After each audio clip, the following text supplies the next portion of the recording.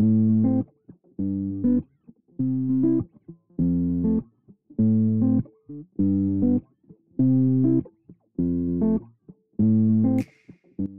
à tous et bienvenue dans votre émission Rayonner. C'est toujours Christelle pour vous accompagner au cours de cette interview exclusive où la musique est un vrai vecteur de messages spirituels.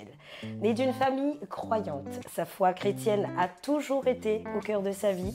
Très jeune, il découvre sa passion pour la musique, il commence à jouer de la guitare et au fil des années, son désir de lier son amour pour Dieu et la musique l'amène à s'impliquer dans diverses missions d'évangélisation musicale, surtout à La Réunion. Il est le fondateur du groupe Credo Trio, dont la mission est de partager la foi à travers la musique. Avec son groupe, il apporte une profondeur et une sincérité particulière dans ses compositions, ses interprétations, créant des moments d'émotion et de recueillement qui touchent le cœur de tout un chacun. Sa mission est très claire. Utiliser la musique comme un pont entre les cœurs et Dieu, tout en touchant les âmes avec des paroles qui transmettent la foi, l'amour et l'espérance.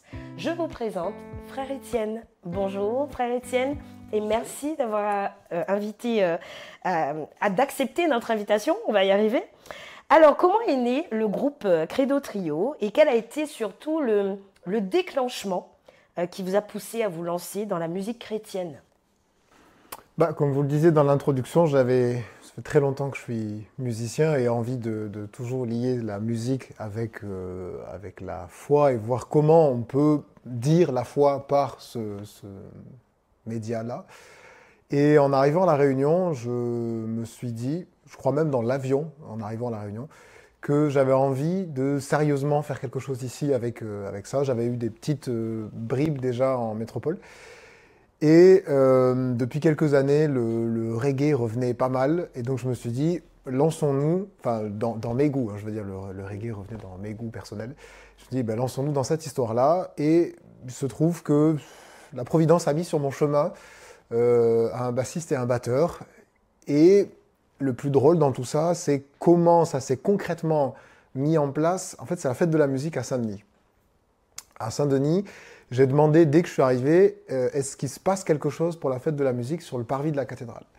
Et on m'a dit, la mairie met en place un podium avec une sono, tout ça. Je dis très bien. J'ai réussi à avoir le numéro de celui qui s'en occupe à la mairie. Je l'appelle et je lui dis, est-ce que vous faites cette année le podium devant la cathédrale? Il m'a dit, oui, oui. Et je dis, très bien. Et est-ce que vous avez quelqu'un à mettre sur le podium? Et le gars me dit non, non. J'ai dit très bien, moi j'ai des propositions à vous faire, est-ce que ça vous intéresse? Je dis oui. Je dis je m'occupe de quelle heure à quelle heure pour le programme? Et il me répond 18h minuit. Super. Donc je me lance, j'appelle des gens que je commençais à connaître, etc. Et puis au milieu de tout ce programme qui se met en place, je garde 1 heure. Et sur cette heure-là, je rappelle les premiers contacts que j'avais eus avec Samuel, le bassiste, et Gaël à la batterie, que j'avais un petit peu tâté le terrain. Et je leur ai dit, écoutez, on peut se lancer pour une première le 21 juin. On s'est vu 3 fois. 3 fois avant de jouer pour une première fois? Oui, on a répété 3 fois ensemble. La première fois, ils ont découvert les compositions. La deuxième fois, ils ont commencé à mettre un petit peu leurs pattes. La troisième fois, on a joué le tout d'un coup. Et la quatrième, on était sur le parvis de la cathédrale. Et on a eu une espèce le public a été un peu surpris et a beaucoup aimé. Et on s'est dit, allons, si ça plaît, on va... Et puis on a des choses à dire. Donc c'est comme ça qu'est né le groupe Credo Trio, un peu par une volonté et avec beaucoup de providence pour que ça se passe. Ouais. Alors justement, votre musique est essentiellement du reggae, mais pas que. Hein. Quels sont les artistes ou les événements qui ont influencé votre style musical et surtout votre démarche artistique? Les artistes, il y en aurait beaucoup trop pour les nommer. Dans mon histoire musicale personnelle, il y a à la base une formation en chant lyrique choral. Et notamment, comme je suis originaire du sud-ouest de la France, on nous a appris à chanter des chants traditionnels de chez nous, avec un peu d'influence de ces chants traditionnels de la Corse aussi et des Pyrénées. Et donc j'ai appris à chanter d'une certaine manière, de manière assez gutturale, ça s'entend dans pas mal de chansons. Puis ça s'est mêlé à la découverte de la guitare avec un professeur de guitare qui était un très grand fan de blues et de jazz manouche. Donc ça a été intégré, notamment dans certaines chansons, ça s'entend aussi. Mais il y a quand même une forte influence du blues dans cette musique. Et ensuite, découverte plus tardive du hip-hop, du rap et du reggae par la suite. Et qui en fait une espèce, le reggae, c'est un peu une synthèse de tout ça, qui permet en fait justement une synthèse de tout ça dans cette musique qu'on essaie de faire avec Credo Trio. Alors on va parler un petit peu de l'évolution de vos thèmes au fil du temps justement.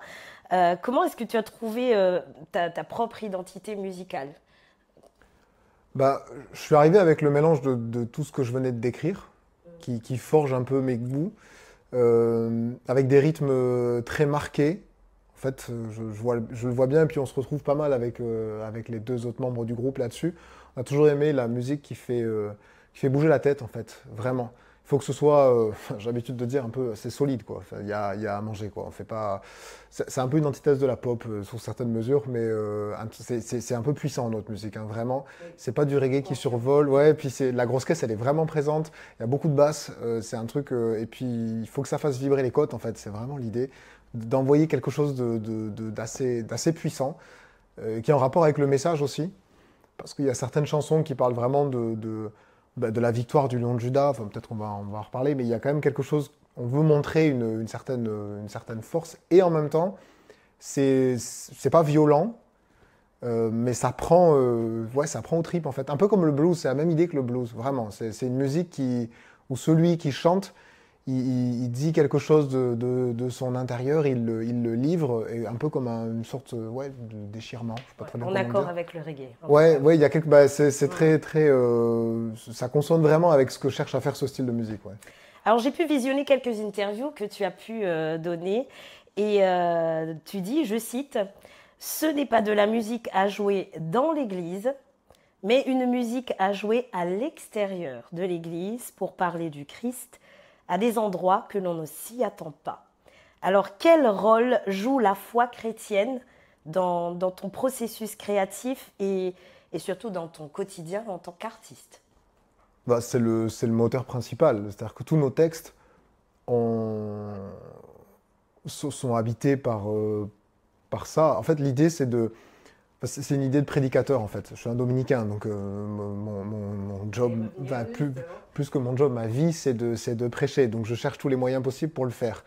Et il se trouve que par une chanson, on peut dire des choses d'une autre manière que par une homélie. En fait, c'est exactement la même idée. Nos chansons, elles ne cherchent pas forcément... C'est pas comme justement un chant de louange.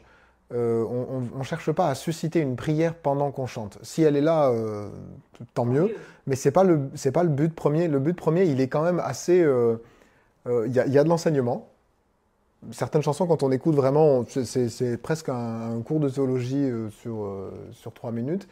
Il y a aussi un partage d'une expérience. Souvent, il y a un bonhomme qui raconte quelque chose qui lui est arrivé dans sa vie. On en a même une qu'on n'a pas enregistrée et qu'on fait plus trop sur scène maintenant, mais qui est Le Bon Larron. C'est vraiment un blues où je fais parler le bon larron qui raconte ses derniers instants à côté du Christ, quoi, vraiment.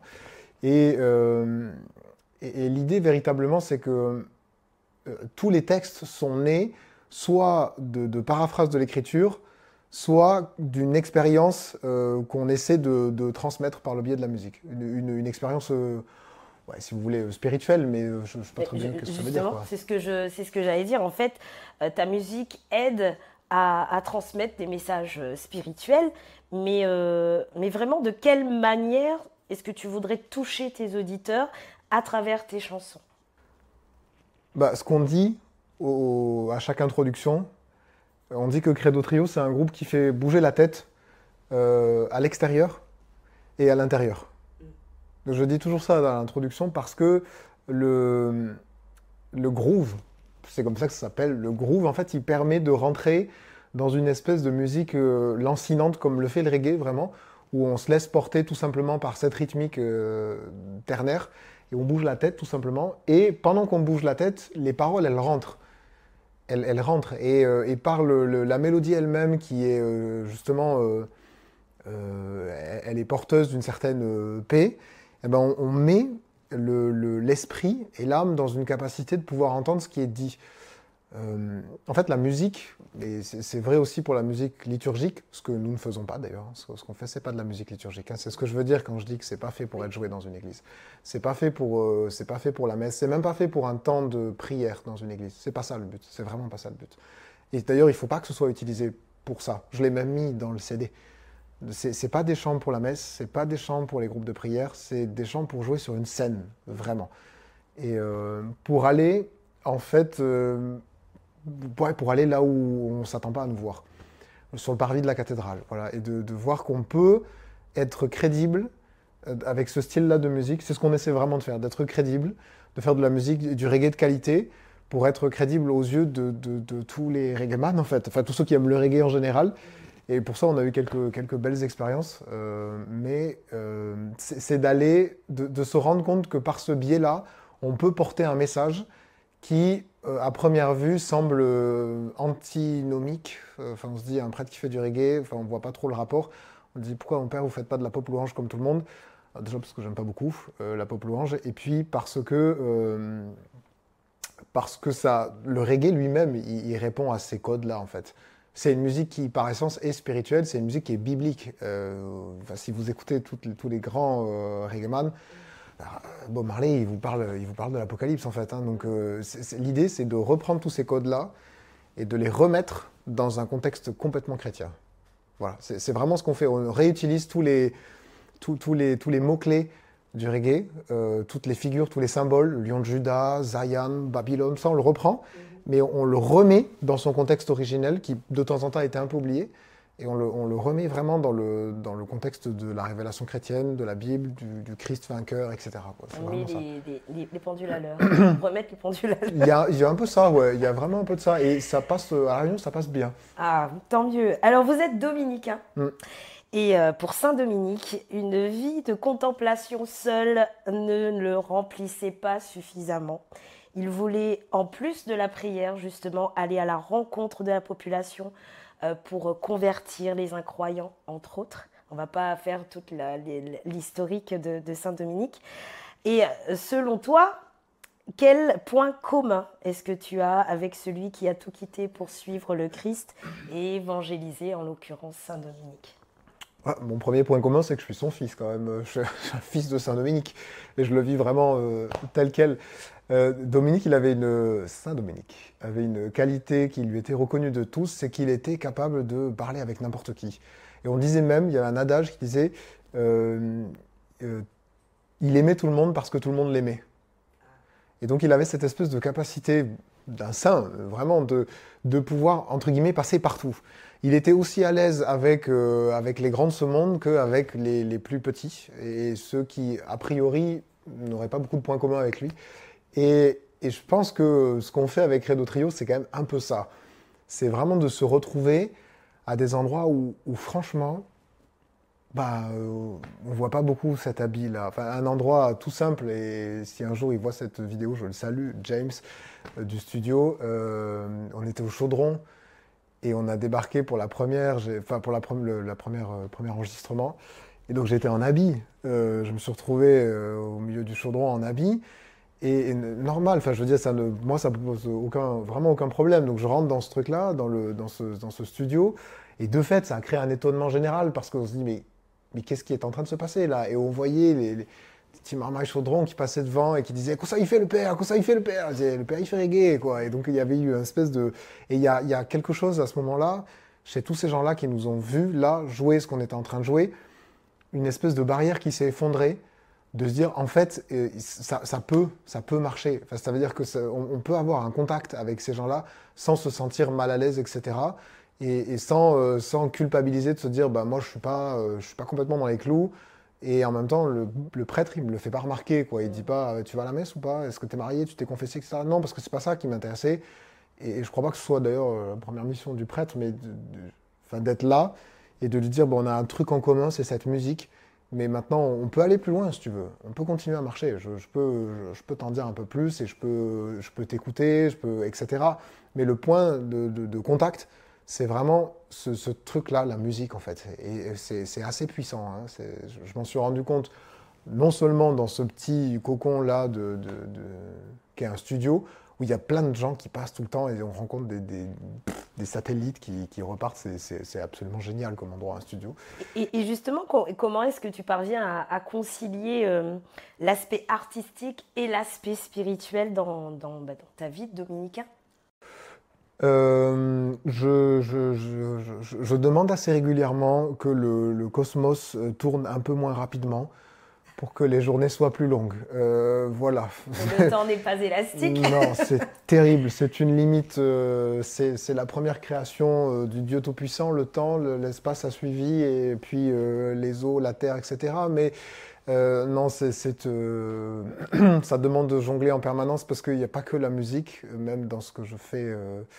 Je fais de la calligraphie aussi. Bref, j'essaie de concilier un peu tout ça dans mes journées. Mais c'est par petites touches, bribes, et puis par période. Je pense tout d'un coup, il y a une espèce Donc une période où tu arrêtes la musique et tu te consacres à J'en ta fais vie moi. spirituelle? Ah non, enfin non, ma vie spirituelle, elle est constante. Ça, Elle est pour le coup, constante. il y a D'accord. une prière quotidienne, il y a Mhm. ça. Je suis un religieux, hein, donc ça habite toute ma vie. Mais Mais s'il y a des concessions, ce serait plus sur la musique. ah oui, oui, largement. Non, non, la musique, c'est pas une activité principale. C'est quelque chose en plus. C'est pas mon apostolat principal. C'est même d'ailleurs presque, j'ai envie de dire.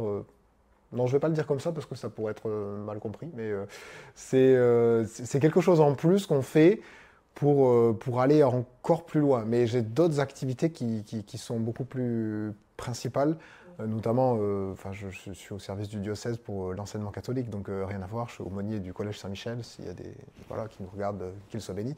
Mais la musique, c'est vraiment un truc en plus que j'aime beaucoup, qui pourrait prendre beaucoup plus de temps que ça.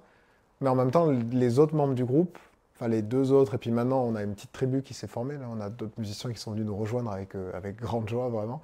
Tout le monde a d'autres activités, donc on fait ça avec joie, et en même temps c'est quand même vachement cadré dans un certain nombre de dates par année, vu avec mon supérieur, parce que je suis vraiment, enfin c'est un truc c'est très important, et ça viendrait dénaturer d'ailleurs, je pense, notre musique si on se mettait à faire juste de la musique pour de la musique, ou de la musique qui plaît, en fait. C'est pas notre but.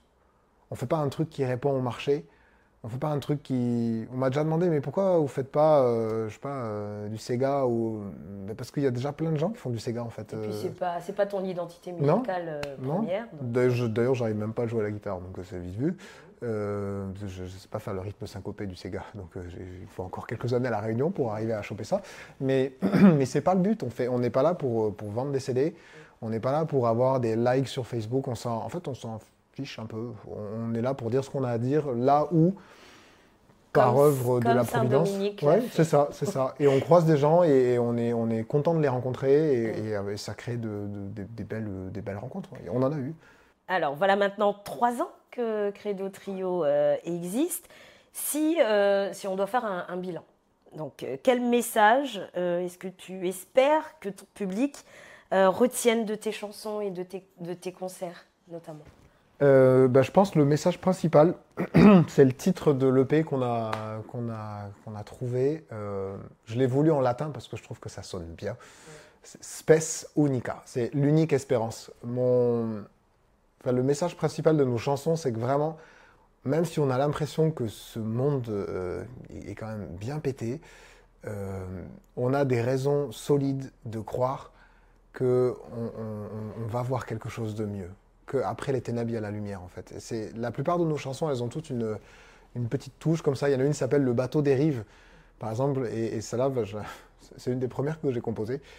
Elle décrit le monde comme un bateau qui est parti à la dérive, justement, et on a l'impression qu'on ne fait que s'éloigner de la berge, mais qu'on espère véritablement le moment où on va voir le phare, qui est la Vierge elle-même. C'est une très ancienne image qui nous vient des pères de l'Église, ça, pour pouvoir justement redresser la barre et revenir à bon port, quoi. Et on a plein de chansons comme ça Babylone est tombée, c'est vraiment l'idée que tout ce qu'il y a de mauvais dans le monde un jour va disparaître et on n'aura plus que des sourires et Dieu sera tout en tous, quoi. C'est vraiment ça qu'on essaie de dire et on le dit de manière explicite. C'est-à-dire que vraiment, les concerts commencent en proclamant le nom de Jésus. Peu importe l'endroit où on est, c'est Yeshua, vraiment. Il faut que les gens l'entendent. C'est pas une espèce de soupe où chacun y retrouvera son truc. Non, c'est très clair. On parle vraiment du Dieu biblique. On parle du Sauveur. Il s'est levé, c'est vraiment le Christ vainqueur de la mort qui est sorti vivant du tombeau, quoi. Il n'y a pas d'ambiguïté. On ne parle pas d'une espèce d'entité impersonnelle. Hein. On parle du Dieu Père, Fils et Saint-Esprit qui s'est révélé par son Fils dans la Sainte Écriture. Voilà. Amen. Alors justement, on a abordé un petit peu le sujet tout à l'heure. Comment est-ce que tu perçois la place de la musique chrétienne dans la société actuelle et dans le paysage musical au plus large? Je ne sais pas trop répondre à cette question, parce que je ne suis pas beaucoup les réseaux, etc. Par contre, j'ai vu avec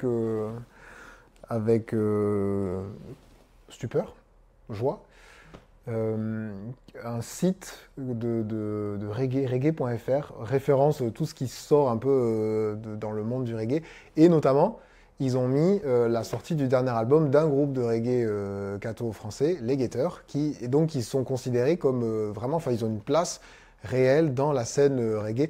Peut-être qu'un jour Credo Trio aura cette place-là. Oui. Je ne sais même pas si on le souhaite en fait, hein. C'est un truc aussi, on n'a pas non plus des rêves de grandeur. On suivra la volonté de Dieu. Oui, c'est ça, et puis j'ai jamais rien poussé pour la musique en fait. J'ai toujours attendu. 3 ans, mais encore plein de messages et de musique à créer. Quels sont tes projets à venir? Des compos qui continuent à sortir assez régulièrement. On a déjà un projet qui est en train de se développer un peu, c'est la petite tribu autour de Credo Trio. Notre dernier concert de mardi, c'était donc Credo Trio and Tribe. On avait avec nous sur scène un clavier, Étienne, un saxophone, Charles, et on avait 2 choristes avec nous en plus, donc ça étoffe un peu l'ensemble et puis ça donne un truc un peu plus élaboré, quoi. Ça, il faudrait que, parmi les projets, c'est de développer cet ensemble-là, donc continuer à travailler ensemble pour voir voilà. Et puis pour l'instant, rien de très concret, mais enfin moi, des idées, des envies, j'en ai trop. Donc il faut faire un peu le tri et voir qu'est-ce qui est possible, parce qu'on a, béni soit-il, un producteur qui suit et qui, avec joie, nous aide dans cette aventure, qui est venu nous chercher. Et donc on s'est dit, pourquoi pas, allons. Et qui nous a donné de très belles opportunités, notamment d'enregistrer cette EP. Et puis quelques très belles scènes. On a quand même eu la chance de jouer à la Ravine Saint-Leu pour la première partie des Congos. Ça, c'est quand même un espèce de truc. Là, on était vraiment derrière les lignes, quoi. C'était un coup de harpon devant toute bande rasta à La Réunion. et on a été hyper bien accueillis par le public. Donc c'était top, ça, vraiment. Encore un grand merci. Frère Étienne, je rappelle que vous êtes membre du groupe Credo Trio et si vous n'avez pas encore entendu leur musique, eh bien je vous le conseille fortement. D'ailleurs, Frère Étienne, comment on peut découvrir Credo Trio? Sur toutes les plateformes, Spotify, YouTube, Deezer, tout est en ligne. Il y a quelques CD en vente aussi, à la Rhôde ou à la Cure de la Cathédrale. N'hésitez pas si vous voulez encore un support CD, il y en a. Mais sinon, tout est en ligne. Il y a 2 clips aussi sur YouTube. Donc, n'hésitez pas. C'est avec joie qu'on partage ça. Allez-y. En tout cas, merci. Merci à vous également qui nous suivez sur notre chaîne Louange Time. N'hésitez pas à partager, à liker cette vidéo et surtout à vous abonner à la page en activant la petite cloche pour ne rien rater. Mais suivez-nous également sur tous les réseaux. Donc toutes les informations nécessaires sur cette vidéo. D'ici là, portez-vous bien, que Dieu vous bénisse abondamment. C'était Christelle, nous retrouve et surtout, eh bien, on se quitte en musique avec Frère Étienne. À bientôt.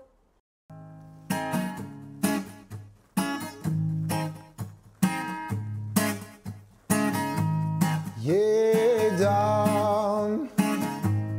Oh, I got it down. Yeah, oh.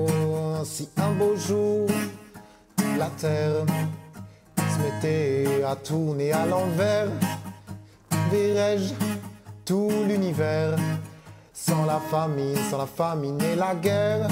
Ça fait bien trop longtemps, yeah, que le bateau dérive. Ça fait bien trop longtemps, Ting pam padam, qu'il a quitté la bonne rive. Oh, oh, oh, da, da. Yeah, da, da, da. Sortons les voiles et coups de gouvernail. Il faut du large, desserrer la tenaille. Du souffle, un horizon infini. Tu souffres sans raison, c'est pas fini. Ça fait bien trop longtemps, yeah, que le bateau dérive. Ça fait bien trop longtemps, tsing pam padam, qu'il a quitté la bonne rive. Oh, oh, oh, ah, là. Yeah, da, da, da. Ah mais si tu déchirais les cieux, ah mais si tu venais te mêler à eux. Descends ici bas. Tu vois bien, sans toi ça marche pas. Et pris dans le tumulte des vagues, ça tourne et retourne et me fait perdre l'esprit. Oh, pris dans le tumulte des vagues, je suis presque sourd et me voilà pris. Pris dans le tumulte des vagues, ça tourne et retourne et me fait perdre l'esprit. Oh, pris dans le tumulte des vagues, je suis presque sourd et me voilà pris. Mon Dieu, tu le sais, j'aime ce monde que tu as fait. Mais je le préférerais si tu venais le chercher. Perdu en haute mer, on cherche le phare. S'il te plaît, montre-nous ta mère. Il n'est vraiment pas trop tard. Oh, oh, oh, la, la. Yeah, la, la, la. Mais alors, qu'est-ce que tu attends pour qu'advienne la fin des temps? Mais alors, qu'est-ce que tu attends pour faire fleurir le vrai printemps? Ça fait bien trop longtemps, yeah, que le bateau dérive. Ça fait bien trop longtemps, tsing pam padam, qu'il a quitté la bonne rive.